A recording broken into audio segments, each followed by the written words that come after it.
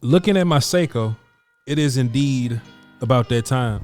Appreciate y'all for being here. All the rankings are up on my Patreon right now. And look, when I say all of them, I mean 3 of them. That's O-line, D-line, and wide receivers. Y'all know I don't do all the rankings for every single position. That would just be too much. You know what I'm saying? Some of these positions I don't care too much about, DBs. You know what I mean? But we are here to kind of give my thoughts on this offensive line. And this is a stacked offensive line class. You know, some of the interior offensive line are going to be the ones that's making this class more deep. I don't think that the offensive tackle class is all that deep. I think offensive tackle is thick. I think there's a whole bunch of dudes at the top of it. The middle gets kind of strange, but boy, the tackles at the bottom, it gets pretty bad here. But I think the guards in the center stretch a little bit to where those dudes, where if you're in the 4th round, maybe high 5th, you can still find a dude that you like a little bit. Okay, let's get it started, man. We ain't doing nothing else. We got 20 offensive linemen today, and we're gonna start from 20 and work up to 1. Of course, we're gonna give less context for the characters down in the 20s or so, but once we get to the top 10, that's when we're really going to get into the good commentary. And I'll put my graphic at the end so y'all can do what you want to do with it. Okay, Mason McCormick, let's do this. Mason McCormick 20, Seb Van Pran 19, Christian Haynes 18, Kieran Amadilajad. I've been calling him Christian Amadilajad or Kieran Amadilajad this whole time, but we can finally say his name correctly. I hoping I'm saying Amadilajad right.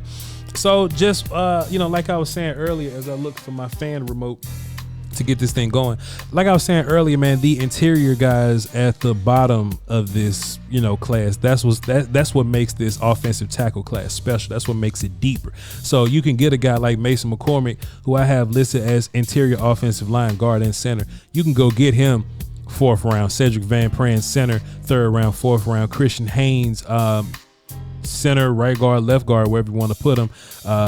He's another guy that has a lot of movability, move around ability. I want to say flexibility, but y'all know I don't want to just say words just because everybody else saying. So move around ability there. So Christian Haynes, right guard, center, left guard. I saw him in the Senior Bowl. Fantastic player. I love him to pieces. But the one guy in this group of 4 that just jumps out is Kieran Amadilajad, right? And he probably is ranked higher on other people's board or whatever, but man, I can only do so much with the dude from Yale. You know what I'm saying? Now, my whole point is, if you're going to be playing against the Dartmouth kids and against the Harvard kids and Morgan State, I forgot who else I watched, but if you're going to be watching those kids, playing against those kids, man, I need you to whoop those kids. I need you to put hands all over those kids. And to his credit, to Kieran's credit, he does put hands all over those kids. Holy Cross, there we go. Holy Cross, Morgan State, and Dartmouth. That's who I was watching Kieran Amadilajad beat the hell out of, right? But if you're going to play against that level of competition, I want to really see you beating the hell out of him, man. What he really needed was to make it to the Senior Bowl, right? He was invited, but he didn't make it to the actual Senior Bowl. I think he had like an injury situation, something like that. But I just need to see him versus some better competition. The Dartmouth kids ain't good. You know what I'm saying? I just want to see him go against some dudes that are actually going to play football on the next level. And honestly, to be fair, when this whole Giovanni Manu thing started happening or whatever, and I started watching the kids he was going up against, I started to feel grateful for the Morgan State kids and the Dartmouth kids. But Kieran Amadilajad, I kind of like him as a player, like, hey, I can see how you win. That's going to be the common theme, right? Because I want to know how you win. What's your belt status, right? Do you have a black belt in this position? You're more of a blue belt, brown belt, purple belt guy. How good are you at the nuanced things, and how do you win? And Kieran Amadilajad, he beats the hell out these kids. They're Dartmouth kids, they're Holy Cross kids, but he beats the hell out the Dartmouth and the Holy Cross kids. So gotta respect him. Cooper Beebe, the guard, coming in at the 16th ranking. I like him a whole bunch. Big dude, built square. Some people got him as a guard and a center. He's just a flat out guard for me, but one of my favorite players in this draft. One of my really, really favorite players in this draft is Christian Mahogany. I'm all about toughness. I'm all about generating movement. I'm all about beating the hell out of somebody. And Christian Mahogany from Boston College, he's definitely going to be a guy that's going to do it for you. I got him listed as guard, not a center, so not an interior offensive line guy. I wouldn't want him I think, centers, and there are some people that think guards are bad tackles and centers are bad guards. I don't want him to play center because of the black belt center things, right? Having to think on the go or having to snap the football then attack, right? There are certain centers in this draft that got some of the nuanced black belt center things locked up. I don't want Christian Mahogany to have to deal with that if he hasn't done it already. I want Christian Mahogany to fire off the ball and just move people in the run game, and that's what he does. He's a bit rough around the edges in the passing game, but it's cool to be rough around the edges if your floor is high enough, right? That's another conversation we always talk about. Are you floor guy or are you ceiling guy, right?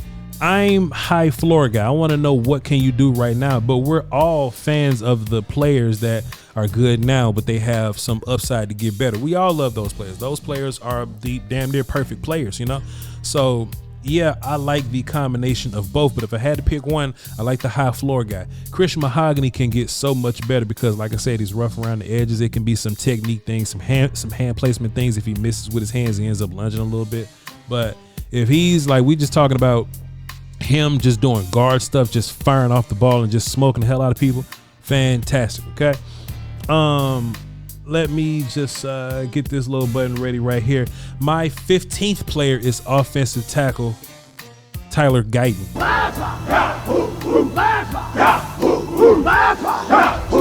But Voch, Tyler Guyton is being projected in first round mock draft, sir. You tripping? Tyler Guyton, he's being projected to go 24th overall to the Dallas Cowboys, Voch. There's no way Tyler Guyton is the 14th overall player that you have on the offensive line list, Voch. I mean, nobody else is saying that but you. And boy, that's how I made my living, man. I made my living here. I could be wrong about Tyler Guyton. I could be flat out wrong about Tyler Guyton. I'll take that chance, though. I love to just trust my eyes, I got some wins in this thing. I got some losses in offensive line land. I got way more wins than losses. I got a whole bunch of them, but boy, I got wins and losses here. And I don't think that Tyler Guyton is a guy that can't play. I got him ranked 14th. I think 14th is a pretty reasonable spot in this draft in particular. For example, I think Patrick Paul can't play. Patrick Paul from Houston, right? I just don't think he's a very good player. Respect to him. I don't think he's a very good player. So I'm not even putting him on my board. Like, yo, Voch, would you put Patrick Paul at like 24th? No, because I don't think he can play. I think I could find somebody at 24. That can come in and play. You know what I'm saying? I'll take one of the Michigan kids and put them at the 25th, 26th guy. And not 26 overall in the first round. I'm talking about 26 on my offensive line rank. Like, I'll put, anywhere. But I just think Tyler Guyton is so rough around the edges. And when I start having these conversations with myself, right? What's his belt? What's he's good at? How does he win? Is he floor guy? Is he ceiling guy? Okay, well, if he's floor guy, what's his ceiling like? If he's ceiling guy, what's his floor like? And when you start putting names next to other dudes, I watch film, y'all. When you start putting these names next to other names, you're forced to have that conversation with yourself, right? So Tyler Guyton, what's his belt? I think he's a white belt. As soon as you get into any martial arts, well, not any martial arts, because like boxing, kickboxing, we ain't got belts like that. We got championship belts. We ain't got like that kind of belt system. But judo, karate, you know what I'm saying? Jiu-jitsu or whatever. Like, when you first join up, when you first sign up, they give you a white belt. They give you a white belt. You ever seen Drumline and all the brand new freshmen came in and they say, hey man, you're not even allowed to wear the colors at the school. You got to wear this blank white t-shirt until you earn school colors. Tyler Guyton is as white belt as it gets, right? Former H-back or some crazy madness like that. Fantastic feat, dog. I can't even lie to you. And I think most of his upside where people are considering him high ceiling guy is his movement skills are fantastic. He may be the best moving offensive lineman I've seen. And I'm a dude that have seen some fantastic moving offensive line. Like, just his athleticism, his movement is fantastic. But he is such a white belt in terms of like what we're doing with offensive line. So if there was a football position called like Fat Dude Olympics, first overall pick. Tyler Guyton's first overall pick. If this sport was Fat Boy Olympics, to where big dudes come together and run races and shit, and they jump in the sand pits and they throw disc and javelins and shit like that and shot puts. If this was Fat Boy Olympics, Tyler Guyton to be going crazy right now. But this is not Fat Guy Olympics. This is football. You have to know how to play football to an extent. Just because you run fast don't mean you'll be a good wide receiver. Just because you're strong don't mean you'll be a good defensive tackle. And just because you do all of the great offensive line movements, and I can make an argument that they aren't all that perfect, but just because you can make all the offensive line movements quickly, it doesn't mean that I'm willing to just give away my draft pick for that. Okay?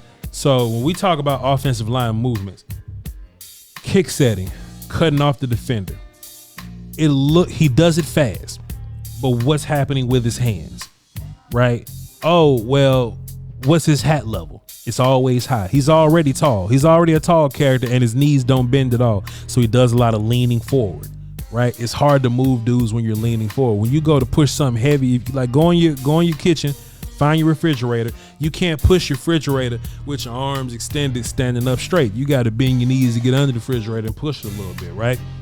Man, Tyler Guyton, when he's blocking down, when he's, reach blocking and all that, yeah, man, he gets there quickly, but are you getting your head to the other side, right? When you're on the second level, he gets to the second level quickly, but if you're blocking the wrong side of the linebacker, you're basically just pushing the linebacker into the ball carrier, right? You got to get your head on the other side. He has the athletic ability to do all these things. He just hasn't. And everybody wants to talk about Mims and his inexperience. Hey, man, Guyton has been playing more snaps than Mims. Guyton has played more snaps than Mims. So what's Guyton's excuse now? You know what I'm saying? I do think Tyler Guyton can improve. I do think some of the things that he's made mistakes at, I think they can be fixed because, and it's going to sound a certain kind of way, no disrespect, but they teach high schoolers and middle schoolers some of these movements all the time. Hey, get your head across. Hey, put your hands here. Hey, drop your butt. Hey, don't drop your post foot when you're pass setting, like things like that, right? I think he can learn them, but damn, he ain't learned them yet. So Tyler Guyton is a white belt. I don't think he's all that powerful in context of moving dudes out of the way. He doesn't seem to want to thrash the hell out of people. Like we just talked about Christian Mahogany. The more I talk about Christian Mahogany, the more I talk about Tyler Guyton, the more I want to put Christian Mahogany over him. But when you watch Christian Mahogany, you watch a player that wants to thump people, that wants to move, that wants to finish people, that wants to beat the hell out of somebody, right? He one of them dudes that look, yo, running back, run behind me. I'm about to smoke this character. But Tyler Guyton just, hey, you hope his athleticism pans out. You hope his, movement skills pan out, right? For example, let's just talk about Blake Fisher, my 13th guy, the right tackle from Notre Dame, right? You watch him, and we talk about Notre Dame. So he's a dude that's playing tough competition every single year, whether it be the Clemson guys or the Florida State kids, or you see him versus Ohio State, right? Like, he's had some one-on-ones with some dudes, and he's just a steady winning tackle. Now, Blake Fisher isn't the athlete that Tyler Guyton is. He's just not. Blake Fisher from Notre Dame is nowhere near the athlete that Tyler Guyton is. But my boy wins. Fisher, my guy wins. He wins his matchups, right? If you watch the film, all right, Blake Fisher versus Steel Chambers, Ohio State. That's a fantastic film for you to watch. That's good on good. Hey, man, he's putting work in on a dude. I'm talking about he's driving steel. He's reaching steel. He's pass blocking, hand fighting with steel. Like, he's doing his job, right? I asked people to find me some Tyler Guyton film, and man, all the best competition, he's having bad games versus those dudes. He's having bad games versus Texas. He's having bad games versus, OK State. You know what I'm saying? Like pick the team, and look, Kansas is low key a good defensive team. They got a pro over there, Austin Book. They got a pro on the D line over there. Like, whenever he go, the more physical the D line, the more I see Tyler Guyton kind of struggle a little bit. I'm not here for the O line projects. Sometimes O linemen work as projects, but I'm not into all right, it may take 3 years for me to fix you because you're a white belt right now. I got the same kind of issues with Kingsley Sewell-Matea, 12th overall pick. Great athlete, great moving guy. And I think Kingsley is a little more put together than Tyler Guyton. There is film of Kingsley moving and shucking people out the damn way. I love Kingsley, and he does have a mean temperament to want to beat the hell out of somebody, right? But he's also a tall character. He stands up tall. He's also a leaning character. He's also a not really sure where to put my hands. But what I like about Kingsley, though, if Kingsley, he's not always sure where to put his hands, but he at least puts his hands on you somewhere. That's the same conversation about Tyler Smith. Cowboy fans, we've been doing this comparison here. Tyler Smith didn't have the best hands. Like, his hands, they end up on your back, on your shoulders, but they'll go on you and he'll whoop you at least. Like, we saw Tyler Smith whooping people. Man, man, y'all show me where Tyler Guyton whooping somebody consistently, bro. I just don't see it. But Kingsley Suamataia does have a little bit of whoop in him. Not a whole bunch of ass whoop, but a little bit of whoop in him. I think Kingsley's also a white belt. Christian Jones from Texas is my 11th guy. Christian Jones from Texas is my 11th guy. We got to have a real life conversation about Christian Jones from Texas, because he's another dude that PFF got ranked in the late 100s, and they got him as like a day 3 prospect. And in real life, for me, I think he's a second round offensive tackle. And that's the beauty of me watching the Senior Bowl, going into it and not knowing anybody. If you go to my comments in the Senior Bowl videos, or you just watch the Senior Bowl videos that I do, I break down the one-on-ones, and there are many people that are saying, hey, Voch, you should learn the names. Voch, why don't you know these people's names already? Well, because I'm not one of these analysts that know the names of everybody but don't know how these players get down. I think that's backwards. People rush into draft work just to make these way too early mock drafts, but they really don't know the player, right? They, Drake always said it's not about who did it first, it's about who did it right. I typically like to do it right. So when I go into the Senior Bowl and I don't know who you are, I don't walk in with any bias. I don't walk in with any preconceived notions, right? So I walk in going, damn, man, Marshawn Nealon kind of small. Damn, Brady Fisk really gets off the football. Damn, boy, Darius Robinson is physical. But I probably say, hey, Michigan dude is physical. Florida State flies off the football. All right, what is this helmet here? Like, you know what I'm saying? That dude, you know what I'm saying? So when I first watched Christian Jones, I was just watching the Senior Bowl stuff. I was like, who's the Texas offensive tackle? And the Texas offensive tackle started beating the shit out of people. Like, guys would line up against him, whether he's left tackle, right tackle. They put him at right guard one time. That's bad business. I wasn't for it. But Christian Jones was just beating people. And y'all can go watch my Senior Bowl footage. It's on my channel. And then at the end of the day, they always put best on best. They put Darius Robinson versus Christian Jones. You start to see Christian Jones put hands all over Darius Robinson. So I said, okay, let's do further research on Christian Jones. And, when we talk about the who's your fights, who are you into fights with, right? You just heard me talk about Kieran and the Dartmouth kids. You hear me talk about Tyler Guyton getting worse as competition gets better. Christian Jones as a dude, let's just talk about some names, right? Dallas Turner, Chris Braswell, Will Anderson, the 3rd overall pick in the draft last year or something like that, right? Will McDonald, Iowa State, you know what I'm saying? Austin Booker from Kent. Like, if you just go down the names of the dudes that Christian Jones has had to deal with, he's went through some dudes, right? And you talk about a guy that can play both sides of the football. He played right tackle for the most of his life, but if you go back to 2021, he played like all left tackle that year. So he got 13 games of left tackle on his jacket. We talk about a player that's experienced. We talk about a player that's nasty in the run game. We talk about a player that's punishing linebackers and the little bitty people on the second level, man. You look at Christian Jones and, he may be rough around the edges in the passing game, but he knows how to use his length and he knows how to recover. Christian Jones is one of my guys. He's one of my guys, man. And when you watch Christian Jones next to Kingsley Suamataia tape, and you watch it next to Blake Fisher, and you watch it next to Tyler Guyton, and look, some of these ranking platforms even got Kieran Amagadijier ranked over Christian Jones. Based on what I'm looking at, based on my eyes, and I trust my eyes. I implore y'all, don't even believe me. Damn my list. Make your own list. Trust your eyes. But my eyes, Christian Jones better than those guys.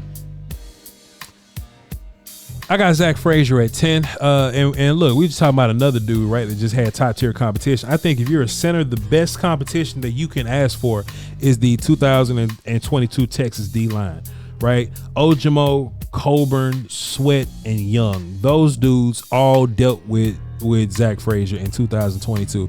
And he's just a gangster. It's some of these offensive linemen that are wrestlers and they just know how to manipulate shifting of weight. They just know how to beat the hell out of people. He's an athlete, so he knows all these reach blocks, the down blocks, all these top tier pro level blocks, man. Zach Frazier knows how to do them. Duke Manyweather, who's like guru sensei offensive line guy. Zach Frazier is his center number 1. Now, shouts out to Duke though, and I got a lot of respect for him. Zach ain't my center 1, but I can see why, you know, he would have Zach as his center 1. I think people should respect Zach Frazier.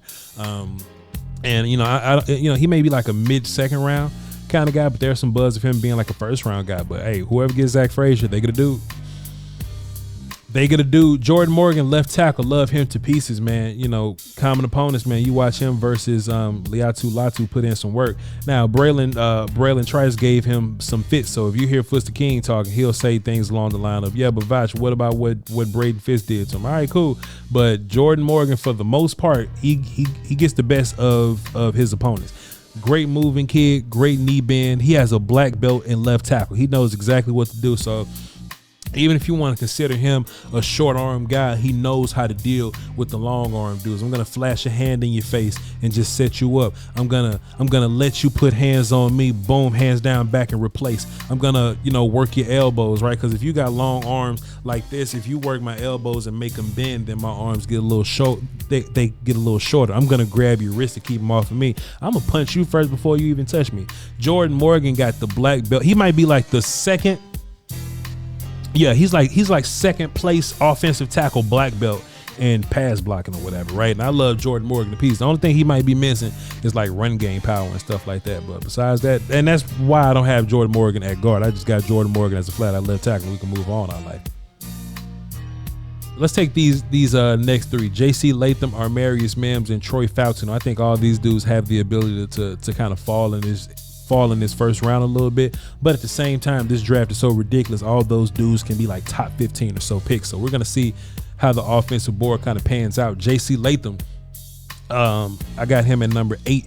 I got him as a guard / tackle kind of guy. 6. He'll be a humongous tackle and he can play. He'll be a humongous guard and he can play guard. But I think he can also play tackle. He'll just be a big ass guard. But he's one of these 6'8", 350 pounds or so guy. He'll probably be 345 by the time he gets to rookie minicamp and things like that. But just a dude that can lean on you and a dude that's kind of heavy. I think he's more heavy than strong. And that bothers me a little bit because if you're going to be humongous, I want you to be strong. But I think he's more heavy and it's hard to move heavy people than he is moving you. But J.C. Latham also has the nuance in the passing game, right? Like as a pass blocker, you'd be surprised at his movement, at his hands, at his measuring, and his execution.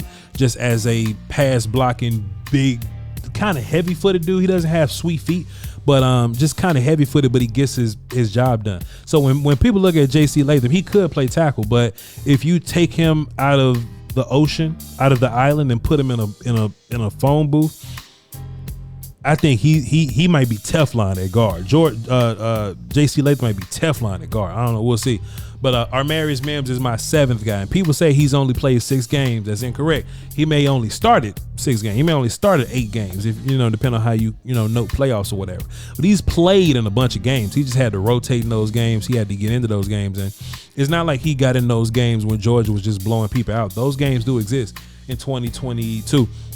Those games do exist where, he'll kind of get in when Georgia was beating the hell out of somebody. But he was in a healthy rotation with whoever the other right tackle was, 75 or something like that, whoever the character is. But Armarius Mims, it was just so impressive when he was a rotational guy all year. The other right tackle got hurt. They say, all right, Armarius, you got to start now. And he's starting versus like Ohio State in a damn playoff game. And the one dude that's been giving a lot of dudes problems, JT Tuamaloud, number 44 from Ohio State. Armarius Mims had a pretty good showing versus him, and Armarius beat the hell out of everybody else. You just talking about a dude that's athletic, big, strong as hell. He got sweet feet. You know what I'm saying? It's just he's not all that polished. But I don't think he's a white belt. He might be like a brown belt type of guy. He might be that next level over that. But in my mind, how do you win? How do you win? What's your success rate? Are you floor guy? Are you ceiling guy, right? Armarius Mims is definitely ceiling guy, but his floor is high enough to win right now because when you put on the film, you see him beating the hell out of people right now. You see him beating the hell out of people right now, right? It's just that you got to do it consistently now. You got to, you know what I'm saying? Or you got to do it prettier. You may win ugly, but how do I make you win pretty? And Troy Fountain is just the best, man. Troy Fountain can play all 5 positions, in my personal opinion. I think he's a left tackle if I had to pick. He's just a guy that just another black belt at left tackle. He's like the third place black belt dude at left tackle pass blocking. He's another dude that flashing, he flashes the hands. He snatch technique dudes, get dudes on the ground. He knows how to set guys up. I think he's a mean dude in the run game if he's stronger than you. Like he's one of those dudes that's nasty and mean and physical, but maybe his power doesn't always reach that level or whatnot. You know what I'm saying? He's more nasty than he is strong, and that's okay too. That's why. But hey, if he's a tackle, you ain't got to worry about that. I think he's really good at like second level blocks. His athleticism is ridiculous. So I'm a big fan of Troy Falcon. He's my 6th guy. Jackson Powers Johnson is my 5 and Graham Barton is my 4, right? I got Jackson Powers Johnson listed as a center and Graham Barton as an interior offensive line because I think Graham Barton can also come in as a guard and beat the hell out of whoever you got lined up at 3 tech. I think he can naturally play some guard, and he's played guard naturally. But we just talking about a dude that like, hey, we're in an emergency. Yo, Graham, can you just play tackle for the rest of the year with short arms and play against some dudes like Jared Verse and the Clemson kids and all those? Like, can you do that? And he just say, hell yeah, coach, let's just do it. Man, Graham Barton, so athletic, so physical, so strong. 32 teams at his pro day, so I think my team doesn't have a shot to get him. And I think he's a little different from Jackson Powers Johnson in the way that Jackson Power, Graham, here's another thing too that I like about offensive line, control. I love to see control, right? Because if you step, strike, and I drive and walk you and it looks like I'm in control, or I fire off the line of scrimmage, fake a strike, boom, grab your outside shoulder and we're just dancing. It doesn't really look like we're fighting. It doesn't look like we're in this struggle. It doesn't look like an ugly block. That's why I think it's important to, differentiate winning ugly and winning pretty. If you win pretty, it just looks like you're in control. It just looks like you don't have a bunch of resistance on you. You know what I'm saying? When I see Graham Barton, it looks like he wins having a lot of fun. Graham Barton wins throwing his body into you and being stronger than you and being physical and all that and flipping upside down and shit. Like, look, they both have their place. How these two guys win, they both have their own place. But I think Graham Barton wins with a little more control. And I think if you can win with more control, that means you can block better dudes. But Graham is definitely the better athlete, the better second level blocker in my personal opinion. I think he's a better overall offensive lineman. I do think Graham Barton is the better center though, right? Because there are certain traits Jackson Powers Johnson. Graham Barton is the better interior offensive line, but Jackson Powers Johnson is the better center. There's just some center stuff that everybody's not able to do. Like if you find a way to put any of these dudes at center, right? Having to bend at the knees and Jackson is a big dude. Bending at the knees, snapping the football in your offhand, which is your non-snapping hand, striking with your hand while your snap hand is in mid-snap, then stepping, then getting hand back up. You're talking about a dude that has played center. You know what I'm saying? So I understand how it is to snap and get the offhand up. And if you're right-handed, you're blocking with your weaker hand. You know what I mean? Your first hand strike is your weaker hand. It's tough. Being able to slide both sides because you're the center and you're in the middle and having 2 post foots, man, it's tough to play center. But boy, Jackson Powers is good at that. Boy, he got an anchor to where there's no, like if a dude's lined up directly over him at 0, even some of these dudes at 1 tech, man, you ain't about to just walk Jackson Powers Johnson back like that because he's a heavy dude. He's heavy. Olu Fashanu he's my 3 guy. Joe Alt is my 2 guy. Both these dudes will be fantastic picks wherever they go. They're kind of the opposites of each other. These next 3 guys, right? Let's just say this. And Talisi Fuaga, who's my number 1 offensive lineman in this class, right? Cool. I often make correlation to like Mario Kart, right? You got the heavy carts that don't move that fast, but they'll bump the hell out you. But you got the small carts that if you try to run into them, if you run into them, you get knocked off the track, but you faster than them. But then you got the Luigi carts, right? That's balanced. You know what I'm saying? You can bump into some people. You can outrun others. You can be outspared by others, right? Run, pass, balance. Olu Fashanu is the undisputed best pass blocking left tackle in this class. He's got a black belt in pass blocking as an offensive, as a tackle, showing the hands, working the hands, mixing up the strikes, high hand, low hand, attacking outside, inside, attacking with his outside or inside hand. He mixes it up. He's a finisher in the passing game. He knows when to, if you're crossing face, he knows how to, hey, I'm either gonna keep you working inside if you want to. You can end up in the other B gap if you want to, or I'm gonna anchor down on my post foot if you try to cross my face and make you come back outside, then athlete you to the outside. Like, he has so many dance moves in his arsenal to be able to deal with these edge guys, man. Olu is sensational to watch. To where Joe Alt is a balance of the two, right? Joe Alt may not be a better pass blocker than Olu or a better run blocker than Fuaga, but he's balancing it. He's in the middle. He's get the job done guy. He's a powerful run blocker. He's a balanced, get the job done, steady pass blocker. He has his own, deficiencies in each, right? Whether it be the hands in the run game, he gets kind of leany in the passing game a little bit. But hey, that's a coaching thing. Somebody can get hands on him and just coach him or whatever. But boy, my offensive lineman number one though, man, Talise Fuaga is just the best run blocking tackle I've seen in a long time, in a long time. And I live to see Penei Sewell at Oregon, like one of the better run blocking tackles I've ever seen was Tyron Smith at USC. See, the young kids see Tyron Smith as a Cowboy. He's a fucking Jet now, but Cowboy Tyron Smith is like this black belt pass setting guy. Man, Tyron had to learn that once he got to the league. Callahan taught him that. But if you watch Tyron Smith's USC film, it's really a bunch of Tyron Smith firing off the football, pushing people, digging dudes out of gaps or whatever. But that's Talise Fuaga. Talise Fuaga, the first game I watched of him, UCLA, and early in the game they walked down Liatu Latu on his side, right? And at this time I knew who Latu was, right? Like, I was familiar with his game. Shouts out to Shaq.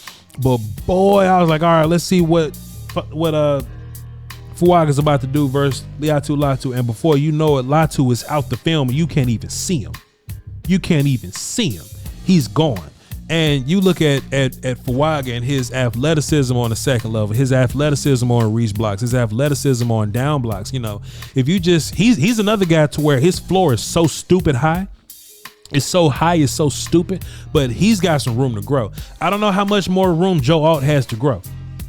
Joe Alt may be who he is the rest of his life.